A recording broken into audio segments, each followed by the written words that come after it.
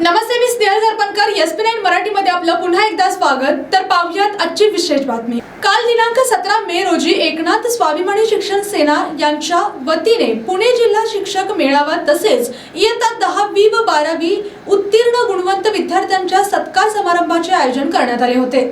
तर पाहूयात आजची सविस्तर बातमी. शेकडो शिक्षक, विद्यार्थी आणि पालकांची उत्स्फूर्त उपस्थिती लाभली. नुकताच इयत्ता 10वी व 12वीचा निकाल जाहीर झाल्याच्या पार्श्वभूमीवर विद्यार्थ्यांच्या यशाचा गौरव व्हावा तसेच त्यांना पुढील शिक्षण व करिअर विषयक योग्य मार्गदर्शन मिळावे या उद्देशाने कार्यक्रमाचे आयोजन करण्यात आले होते.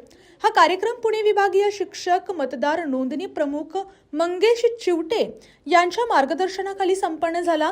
शिक्षकांसाठी ते राबवत असलेल्या विविध उपक्रमांमुळे शिक्षकांना मोठा लाभ होत असल्याचे उपस्थित मान्यवरांनी आपल्या मनोगतातून नमूद केले. कार्यक्रमात गुणवंत विद्यार्थ्यांचा सत्कार करून त्यांच्या पुढील शैक्षणिक वाटचालीस शुभेच्छा देण्यात आल्या. विद्यार्थ्यांनी करिअरची दिशा निवडताना आपल्या कौशल्य, आवड आणि क्षमतांचा विचार करून योग्य निर्णय घ्यावा असे मार्गदर्शनही यावेळी करण्यात आले.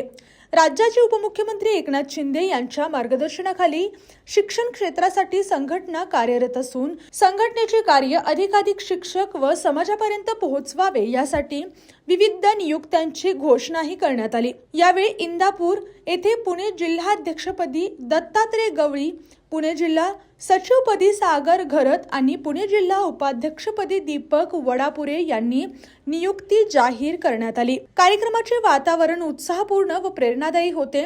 शिक्षक, विद्यार्थी आणि पालकांनी मोठ्या संख्येने उपस्थित राहून कार्यक्रम यशस्वी केला. अशाच जिल्ह्यातील, राज्यातील व राष्ट्रीय स्तरावरील ताज्या बातम्या पाहण्यासाठी पाहत रहा SP9 मराठी न्यूज चॅनेल. या चॅनेलच्या माध्यमातून विविध क्षेत्रात उल्लेखनीय कार्य करणाऱ्या मान्यवरांच्या प्रेरणादायी मुलाखती तसेच महत्त्वाची माहिती आणि घडामोडी आपल्यापर्यंत पोहोचवल्या जातील.